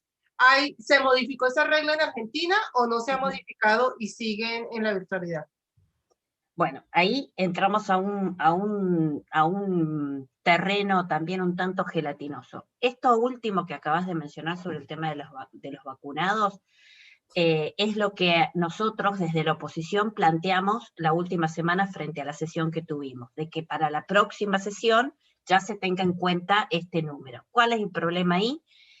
Ahí vienen problemas de transparencia. Lamentablemente en la Argentina todavía en el marco del Congreso de la Nación no sabemos cuántos diputados y senadores están vacunados. Ha salido una nota periodística que habla de 1/3 de diputados vacunados, pero todavía oficialmente no tenemos ese listado en la Cámara de Diputados. No sé si ustedes están al tanto, pero en la Argentina a mediados de febrero ha habido un hecho lamentable que se lo conoció públicamente como el vacunatorio VIP, donde también estuvieron involucrados diputados de nuestra Cámara, del oficialismo. Se armó un vacunatorio que no estaba oficializado a través del Ministerio de Salud en ese entonces, y hubo políticos y diputados y personalidades públicas que se han ido a vacunar saltando el turno según el listado oficial de que todos los ciudadanos tenemos para acceder. Entonces, lamentablemente en la Argentina, además del problema de la falta de vacunas, tenemos un problema de transparencia en el tema de quiénes hasta ahora están vacunados y quiénes no. Entonces, ese tema que vos mencionas, que para nosotros es muy importante, porque nos puede decir, bueno, cuántos diputados ya pueden estar exceptuados de la virtualidad y hacerse presentes, todavía lo tenemos para debatir por esta cuestión de la falta de transparencia. Pero sí, por ejemplo, Alejandra, quiero decirte que en ese sentido, a nivel nacional, el Ministerio de Trabajo, que es quien regula claramente las relaciones laborales, sobre todo en el contexto de pandemia, ha decidido que aquellas personas trabajadoras que estén vacunadas están exceptuadas de la virtualidad, que sus respectivos empleadores pueden pedirles que vuelvan presencialmente a trabajar. Por eso nosotros vamos a reclamar que suceda lo mismo en la Cámara de Diputados.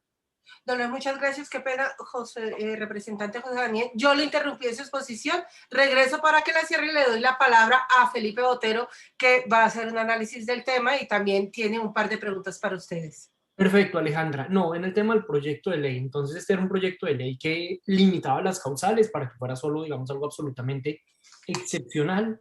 Establecía una serie de garantías en términos del chat, en términos de la asignación de uso de la palabra, y posteriormente, digamos, el proyecto de ley se presenta en marzo, era como una aproximación muy general a la cuestión de la operación del Congreso en medio de situaciones que no permitieran su reunión física. Y en el mes de julio sale una sentencia de la Corte Constitucional estableciendo límites mucho más precisos, diciendo, por ejemplo, algo que señalaba Dolores, es lo que dice la Corte Constitucional colombiana, y es la virtualidad es la regla, la virtualidad es la excepción, la presencialidad es la regla. Exactamente. Y se entiende que la presencialidad es una forma mejor, es una forma superior de deliberación que la virtualidad al ofrecer más garantías que era admisible para el momento que el Congreso hubiera aprobado leyes, reformas constitucionales, no solamente por su autonomía, sino también por remisión que le permitía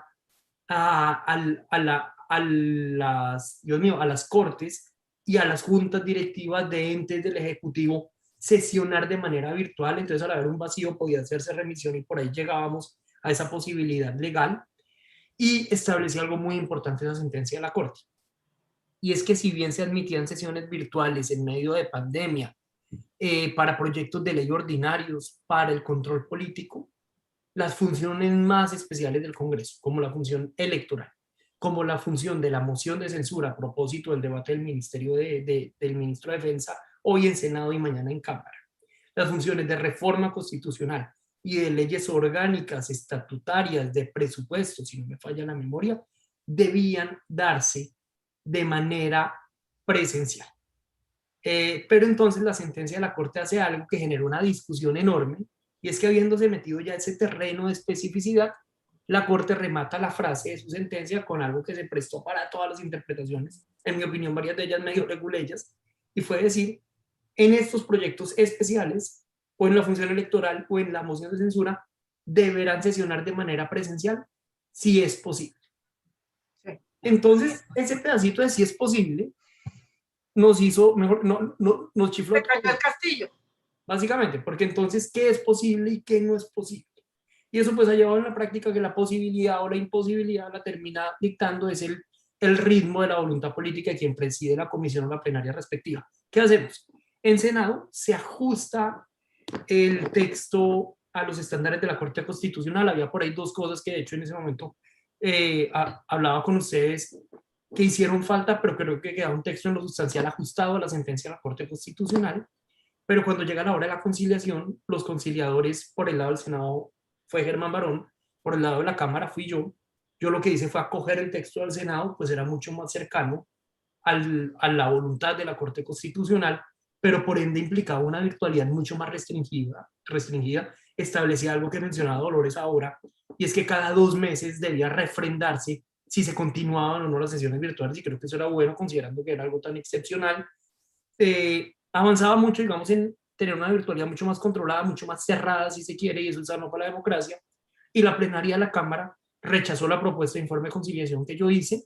Quería una virtualidad más laxa, más flexible, menos ajustada a la sentencia de la Corte. Además, acá Dolores siempre ha habido, digamos, una discusión enorme sobre cuál es el alcance que debe tener la jurisprudencia de la Corte Constitucional, o si es o no vinculante frente a las decisiones legislativas que tomaron el Congreso. Se pegaron de ese argumento. En realidad, en mi opinión, lo que había era, digamos, una comodidad frente a la ausencia de normas, y en el mes de junio, perdón, no en el mes de junio, no, fue como en octubre del año pasado, hundieron en el último paso en la conciliación el proyecto de ley. Esa es la historia, que en mi opinión es lamentable, porque pues la Corte Constitucional sí es clara en exhortar al Congreso a actualizar su reglamento, y hoy, salvo la experiencia, salvo las sentencias que sacó la Corte o la que sacó en el año pasado y las que producirá frente a nuestras recientes decisiones legislativas o constitucionales, pues esos van a ser los únicos elementos que vamos a tener para reglamentar esta materia.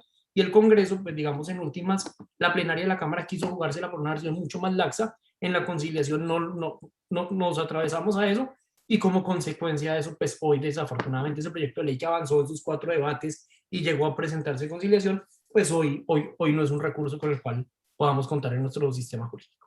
O sea, Daniel, muchísimas gracias. Con Felipe empezamos, entonces él da la entrada a la segunda y última ronda de esta conversación. Entonces, Felipe, agradecería tu intervención. Y la verdad, como decía que es una conversación, yo quisiera que después de la reflexión de Felipe, voy a estar atenta a las manos en Zoom por si alguien desea empezar primero el diálogo. Entonces, Felipe. Muchas gracias. Qué interesante la discusión y qué interesante la experiencia tanto de Colombia como de Argentina que hemos conocido en el transcurso de la mañana. Yo quisiera hacer como una muy breve reflexión sobre algo que se ha dicho. Me sorprende mucho las discrepancias tan grandes que hay en términos procedimentales en el Senado y en la Cámara en Colombia, y me preocupa que eso dependa de la voluntad de quien esté, digamos, de quien sea el dueño del micrófono, que es un poquito preocupante porque digamos, la función principal del Congreso es tener una, pues, me corrigen si no es así, pero yo creo que una de las funciones principales del Congreso es tener una discusión de calidad y de manera que lo que se apruebe sean proyectos que hayan sido considerados por los representantes de la ciudadanía e incorporen como esas visiones tanto pues, del gobierno como oposición, digamos, puedan incorporarse esas visiones diferentes y puntos de vista de personas que disienten. Y en ese sentido, pues preocupa mucho que las garantías que tiene la oposición sean distintas dependiendo de quiénes están, de las mesas directivas, de los presidentes de comisiones, etcétera. Entonces sí, no sé si de pronto la senadora Bella tenga algunas hipótesis sobre por qué en el Senado es tan distinta la experiencia a cómo es en la Cámara, o tal vez la representante Robledo o el representante López también puedan darnos su punto de vista sobre esas diferencias.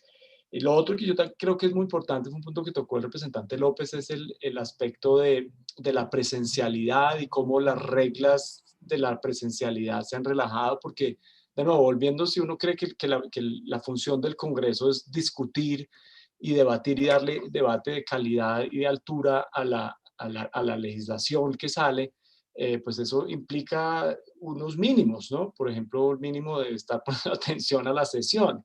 Y si están en el carro haciendo actividad política en sus regiones, pues se compromete un poco la capacidad de hacer esos debates de calidad. Entonces, y ahí también la experiencia internacional, la diputada Martínez podría aportar un poco sobre cómo en Argentina o ustedes, representantes y senadoras, nos pueden contar un poquito cómo podríamos mover al Congreso colombiano hacia que no se aproveche esta situación, que es una situación real, por supuesto, es preocupante, digamos, estamos en un pico y entonces pues necesitamos cuidarnos, pero ¿cómo hacemos eso sin que eso implique un deterioro de la calidad de la democracia? Felipe, Bueno, primero que todo, si me permiten, sí, señora, sí, Alejandra. senadora, ya le iba a dar la palabra a la senadora Aida y quedó pendiente de quienes deseen intervenir después de la senadora Aida. Muchísimas gracias, Alejandra. Tengo a las 11 reunión de la Comisión Cuarta, entonces tengo necesidad de ausentarme a tiempo. Yo quisiera responder lo siguiente, pues se explica por qué hay unas diferencias. Que dirige el Congreso es uno de los miembros de uno de los 54 clanes que realmente tienen en sus manos al país. En lo económico, también un poco en lo político, se han moviendo para la presidencia de la República, etc. Entonces son mucho más afectos pues, al gobierno, son de cambio radical, de todas maneras. Ahí, aunque hay contradicciones en su partido, porque también hay gente que no estaba de acuerdo, no solamente con el manejo, sino con otras cosas, pero bueno, esto hace parte de la dinámica política dentro del Parlamento. Pero lo que sí, francamente he notado, hay cosas que disgustan, ¿no? Disgustan. Por ejemplo, en la última sesión dijeron, bueno, vamos a aprobar unos cuantos proyectos de ley que no tienen ninguna trascendencia. Los aprobaron. Y luego venía un punto de proposiciones que era en las que íbamos a hacer determinadas de constancias sobre la situación política. No, se me hicieron las 4 horas, hasta luego se levanta la sesión. Es decir, se ve que hay un propósito de no dejar discutir, de no dejar hacer las cosas. Y esto es muy malo. Y es muy malo para la democracia. Y es muy malo en estos momentos en los cuales Colombia atraviesa una situación supremamente difícil, en la que hay que fijar no solamente puntos de vista, sino también hacer los debates políticos necesarios. Yo sí creo que hay necesidad, pero así urgente, de que la gente se pronuncie sobre la cantidad de cosas que están sucediendo en Colombia. Y en Colombia hay un estallido social. Y en Colombia hay una situación dificilísima. ¿Por qué? Porque la gente se siente asaltada. Es decir, la reforma tributaria, que fue un poco el detonante de todo esto, no porque sea toda la causante de los problemas, sino porque vienen problemas represados, pues a lo último se metieron con todo el mundo, se metieron con los transportadores. La ministra del Transporte dijo, hay 37 peajes más, y van porque van, como si fuera la dueña de la finca. También hubo problemas con los pensionados, hubo problemas con los trabajadores, hubo problemas con los jóvenes, hubo problemas con la educación, hubo problemas con todo. Y entonces, ante semejante amenaza, pues el estallido social, que estaba ya incubándose desde hace mucho rato, pues ahí estalló todo. Incluso los propios campesinos, que han bajado por miles y miles a algunas capitales, entre ellas el departamento del Meta. Y claro, nosotros queremos que las cosas cambien, pero es muy difícil desde la virtualidad y desde el manejo que tienen. Y ahora también, pues un poco con todo el problema de los contagios que ha habido al interior del Congreso, que hay que de todas maneras tener todas las previsiones necesarias, y yo creo que ya se empiezan a vacunar buena parte de los congresistas, que eso también ha impedido hasta cierto punto que ingresen a las sesiones. Alejandra, qué pena, quisiera quedarme más tiempo, pero tengo que unirme ya a la Comisión Cuarta. Total de que les agradezco muchísimo y ahí estaremos. Siempre Alejandra fue mi candidata para el Consejo Nacional Electoral y resulta que hay un impedimento. Yo soy abogada. Y es que no es abogada, pero eso va contra el artículo 13 de la Constitución, donde todos los ciudadanos somos iguales ante la ley. Y hay que demandar esa cuestión, porque yo creo que hay personas que saben más de elecciones que los abogados, muchos de los que están ahí. Muchísimas gracias. Un abrazo para todos. Muchísimas gracias. Ya estábamos informados y estoy muy contenta en la MOE. Muchas gracias. Pues sigue la diputada Dolores y no sé después si... Yo levanté la mano. Perfecto. Alejandra, sí, porque creo que también nos habían dicho que hasta las 11, ¿cierto? Entonces, sí, señora, ya estamos en el cierre y la idea es cerrar ya con la intervención posterior de José Daniel, diputada. Sí, también muy breve porque sé que ya estamos cerrando. 2 o 3 cuestiones en función de los últimos disparadores de Felipe. Como bien decía, llamativamente, también en Argentina sucedió esta disparidad entre ambas cámaras. 2 características que puedo compartir con ustedes, que serán, por supuesto, de análisis, pero para que las tengamos en cuenta. En Argentina, en la Cámara de Diputados, el presidente es un diputado más, a quien nosotros como cuerpo le delegamos algunas funciones de administración, es decir, que es un par nuestro. En la Cámara de Senadores eso no ocurre con el presidente del Senado. En este caso, la presidenta del Senado es la vicepresidenta de la Nación. Y la otra situación que ocurre en Argentina es que en la Cámara de Diputados el bloque del oficialismo, es decir, el partido de gobierno, no tiene mayoría propia. Debe recurrir constantemente para lograr acuerdos a bloques de la oposición. En cambio, en la Cámara de Senadores eso no ocurre.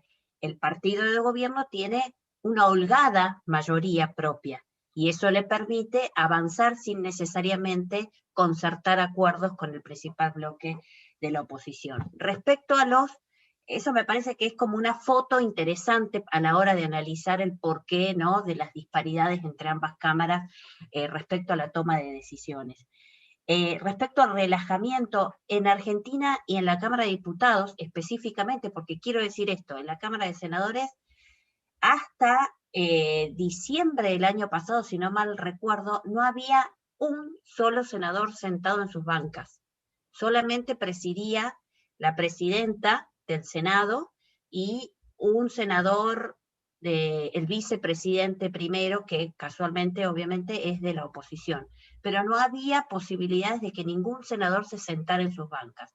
Eso, como les conté, no ocurría en la Cámara de Diputados, se ha ido aumentando cada vez más la presencialidad y la virtualidad quedó para la excepcionalidad.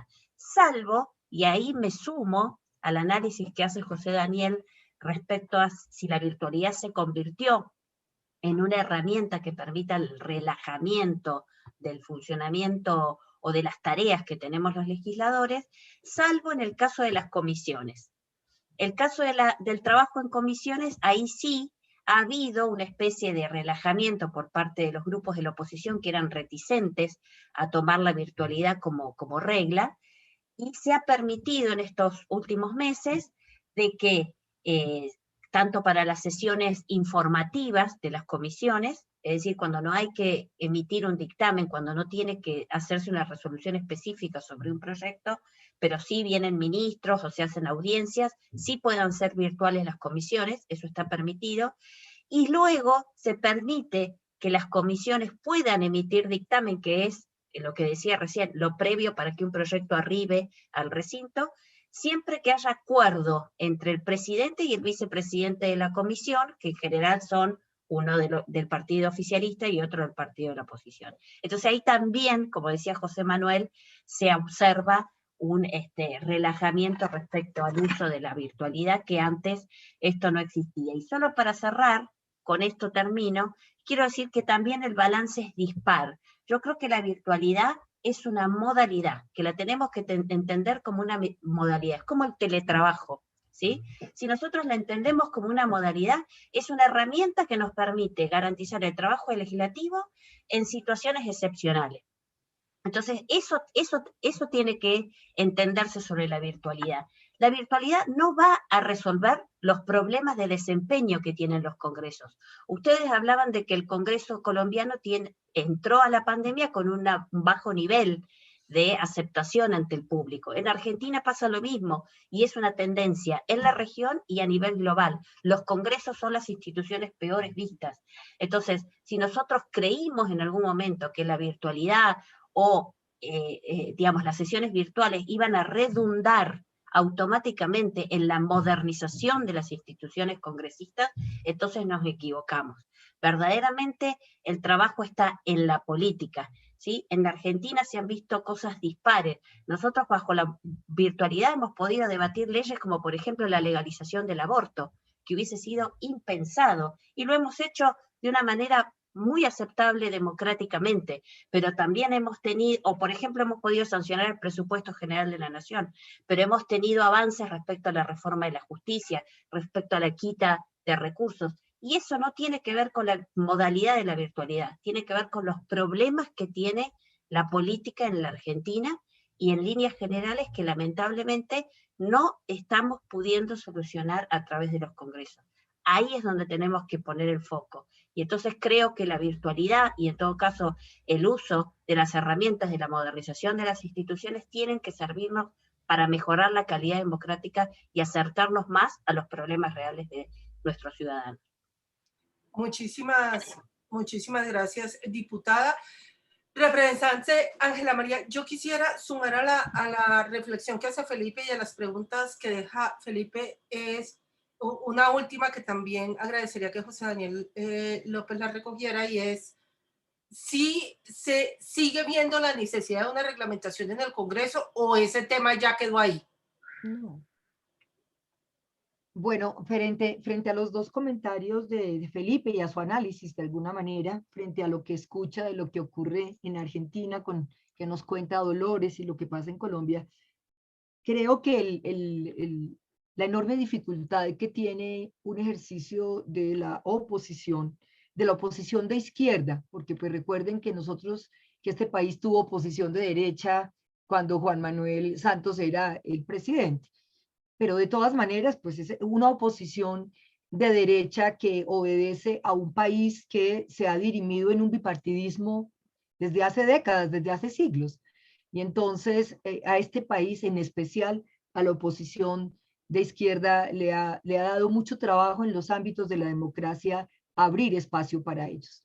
Nos tratan de minoría, nos dicen, aquí ganó, fue otra propuesta, en el Congreso y en la Cámara hay un número gigantesco de congresistas, ustedes son unos pocos. Entonces, ahí hay un tema muy complejo de una democracia muy frágil que le ha dado mucho trabajo lidiar con una oposición de la izquierda. Pues aquí estaba Ida, pues aquí que ha habido un genocidio de la UP, y ahora en este momento en los líderes y lideresas asesinados, donde muchos de ellos pertenecen a fuerzas alternativas y defienden derechos humanos y paz. Entonces, ahí hay un tema de raíz estructural que hay que seguir trabajando, y que hay que, en lo que decías tú, Felipe, en tu análisis, que el país entienda que la democracia se nutre de las múltiples voces, de la polifonía de voces, y no de una hegemonía que se impone a sangre y fuego. Y otra condición que creo que está ahí es la ruptura del equilibrio de poderes. Unos gobiernos, no solo esto, unos gobiernos que de tiempo atrás manejan sus relaciones con el Congreso, no sobre la mesa, sino en los corrillos, con los contratos, la corrupción realmente, que es otro nicho que me parece ahí que es muy, muy, muy complicado. Y en términos de Germán Blanco, creo, quizás lo que él hace es cumplir la ley quinta, ¿sí? Que uno se extraña, pero él cumple la ley quinta. Si eso lo hicieran otros, yo creo que no habría ningún problema. Quizá cuando uno le pregunta, él va a decir, cumple la ley quinta, y la cumple realmente. Entonces creo que eso es importante, pero hay que destacarlo, porque en el tiempo que llevo en el Congreso, eso no es así, eso no es tan fácil. Y Alejandra, mira, yo estaba pensando, yo creo que la virtualidad llegó para quedarse y que hay que volver a retomarla, porque no sabemos qué vaya a pasar más adelante. Pero quizá para este nicho de audiencias sí es muy importante mantener estos ejercicios. Para las salidas o audiencias en otras regiones puede ser muy importante poder hacerlo, ¿sí? Como decía Dolores, no disminuir la calidad del ejercicio político que se vive en los congresos, eso no lo reemplaza a nadie, pero quizás esa virtualidad está ahí, quizá haya nuevamente que volverla a pensar, que volver a retomar la propuesta que presentaron José Daniel y bueno, el cambio radical, porque también hubo otras propuestas de otros partidos, esta fue la que se movió, pero creo que es importante volverlo a tomar. ¿Y qué pensaría? Que nos vamos a ir así este resto de semestre, ¿sí? Que esta tarea legislativa se va a ir así, porque de todas maneras ya hay vacunas, pero se necesita pues más inmunidad incluso dentro del Congreso para evitar este tema. Ya creo yo que en julio de este año la instalación del Congreso yo creería que ya va a ser presencial y que vamos a volver quizá a la presencialidad al 100%, ¿sí? Pero este tema es un tema de lo que yo llamo el ágora virtual, ¿sí? Todo esto es el ágora virtual, es un nuevo espacio para la democracia que hay que pensarse, que hay que enriquecerlo y que tiene que complementar nuestra tarea en el mundo del Congreso de la República de Colombia, que necesita tanta transparencia, y ese tema que traía la encuesta de la MOE es la participación ciudadana, crear estos canales, y este puede ser uno que hay que fortalecerlo y trabajarlo, pero este puede ser un espacio de complementariedad a nuestra tarea en el Congreso de la República. Doctora Robledo, yo no puedo dejar que se vaya sin preguntarle esta tarde. Yo creo que esta tarde más de la mitad del país está pendiente del ejercicio de control político que se va a hacer. Va a haber presencialidad, quiénes van a estar, cómo va a funcionar. Hay garantías para la oposición y garantías en el Congreso para hacer un control político a un ministro. Creo que va a ser mixta la sesión, realmente creo que va a ser mixta. Lo que han dicho nuestros colegas de la oposición es que todos van a estar presentes. Uno espera que Diego Molano también esté allí, y también va a depender un poco del manejo que vaya a hacer el presidente del Senado. Uno esperaría, y le tenemos que exigir a través de las redes, es que cumpla el reglamento, ¿sí? Que cumpla todo lo que es la ritualidad de la moción de censura, y que por supuesto Molano tenga todo el espacio para defenderse, pero también la oposición y las otras vocerías de los partidos para presentar. En el fondo, lo que está aquí en debate es la función democrática de las fuerzas armadas en Colombia. Creo que más allá de Molano, frente a momentos de estallido social, ese creo que es el corazón del debate, y Colombia entera creo que debe acompañarlo, pero uno esperaría de Char que cumpla su tarea y que quienes concurran presencial o virtualmente tengan espacios, Alejandra, y vamos a ver si contamos con los votos para que la moción de censura por primera vez se haga realidad en Colombia. Sí, efectivamente va a ser muy interesante. Creo que por primera vez desde que inició el paro, ya hace 3 semanas que cumplimos un mes esta semana, vamos a escuchar la voz y vamos a ver al presidente del Congreso de la República diciendo algo. Parecía que hubiera estado enfermo estos días, ya que no se había pronunciado sobre ninguno de los temas de interés para el país. Doctor López, yo agradecería que usted cerrara. Obviamente el cierre final lo va a hacer Felipe Botero ya con sus comentarios de cierre, pero vuelvo y la pregunta vamos a seguir en virtualidad, y si seguimos en virtualidad, como nos señala la doctora Robledo, vamos a seguir en virtualidad sin reglamentación, además. Es decir, ¿usted ve la posibilidad de consensos para propuestas legislativas como la que usted presentó? Alejandra, a ver, empezaría por decir, por responder con escepticismo. Yo primero creo que el semestre entrante va a ser un semestre de campaña de la mayoría de miembros del Congreso. Tristemente, creo que la virtualidad se ha vuelto funcional para las campañas políticas porque permite usted hacer cosas al tiempo que está en sesión, permite no tener que venir a Bogotá a sesionar, sino estar en el lugar donde hace política. Luego yo no creo que desde julio vayamos a volver a ver un congreso 100% presencial, sino vamos a seguir viendo sesiones mixtas y sesiones virtuales. Más que todo por esa razón, y creo que eso es bastante reprochable. Adicionalmente, el Plan Nacional de Vacunación tampoco está ayudando tanto como para pensar en que vamos a tener, digamos, a la gran mayoría de ciudadanos y por ende congresistas vacunados. Acá, por fortuna, todavía no ha habido, digamos, como escándalos por el acceso privilegiado de miembros del Congreso a vacunas públicas, pero pues uno sí pensaría que ni las vacunas ni el ambiente en el Congreso va a cambiar para el semestre entrante. Yo he venido contemplando la posibilidad de insistir en el proyecto de ley, pero también me preocupan dos cosas. Uno, me preocupa el ambiente, y es de alguna manera insistir en un proyecto de ley y gastar corriente en algo que posiblemente no termine prosperando en una legislatura clave porque es la última. Y segundo, me preocupa un poco la teoría Frankenstein, y es que este tipo de proyectos de ley usted los presenta, pero usted no tiene control de en qué termina, porque al final del día usted para presentarlos solo necesita su firma, y seguramente se presentan colectivamente junto a colegas con los cuales compartamos visiones o valores sobre este tema. Pero con la posibilidad de incidencia de distintos actores, considerando que las mayorías, que yo no hago parte de las mayorías, pues a mí sí me da un poco de susto poner a rodar un proyecto de ley sobre cuyo contenido final no voy a tener control frente a un tema tan sensible para las garantías democráticas. Entonces sí confieso que a mí eso me causa algún grado de preocupación. Finalmente me parece importante señalar una reflexión sobre entendiendo que no es tiempo de virtualidad, es tiempo más de sesiones mixtas en donde la presencialidad sea la regla y la virtualidad de excepción. Yo creo que hay dos cosas que nos debieran quedar de la virtualidad. A mí me llamaba la atención ahora que Ángela María decía, la virtualidad llegó para quedarse, y yo coincido con eso y creo que debemos quedarnos con las lecciones aprendidas.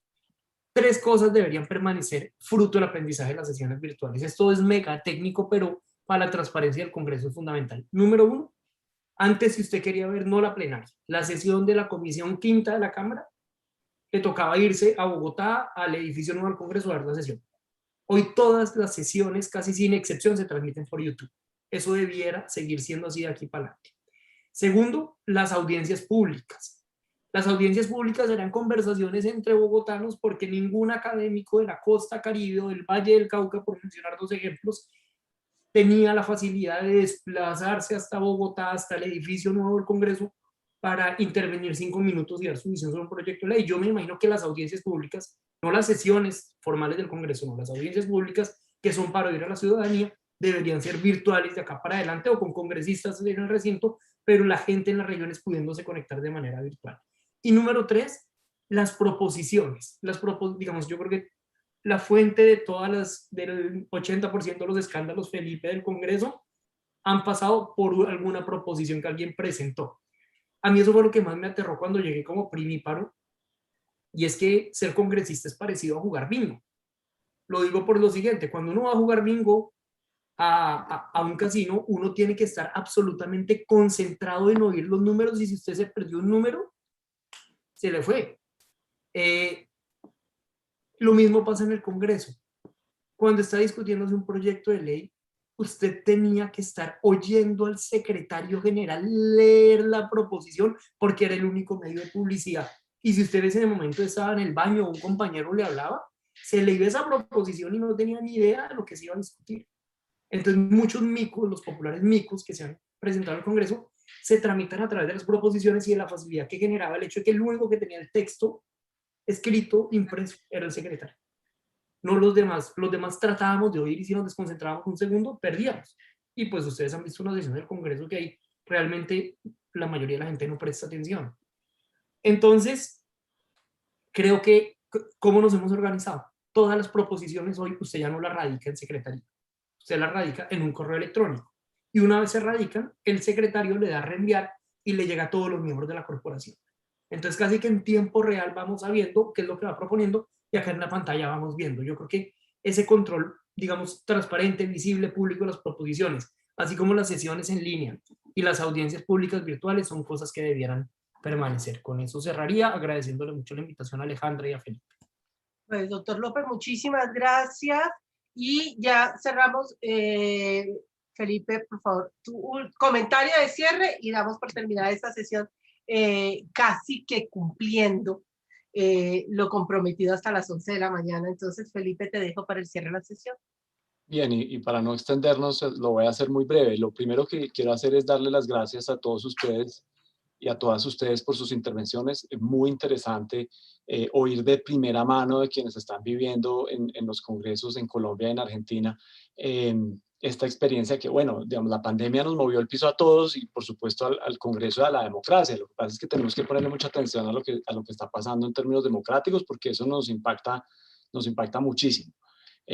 Rescato mucho el cierre que acaba de hacer José Daniel sobre las cosas que deben continuar, es decir, la tecnología es útil, pero la tecnología presenta retos. Entonces la tecnología hay que saberla adaptar y como tanto Dolores como Ángela nos señalaron, pues estamos, digamos, el teletrabajo y la virtualidad se van a quedar, pero eso no implica, digamos, eso no garantiza per se que las cosas funcionen perfecto, digamos, no funciona en la universidad, que es mi ámbito de trabajo, digamos, en mis aulas de clase, pues también hay retos que tenemos que superar, digamos, tenemos que tener reglas claras. Lo mismo ocurre en el trabajo y en el trabajo de los congresistas, por supuesto.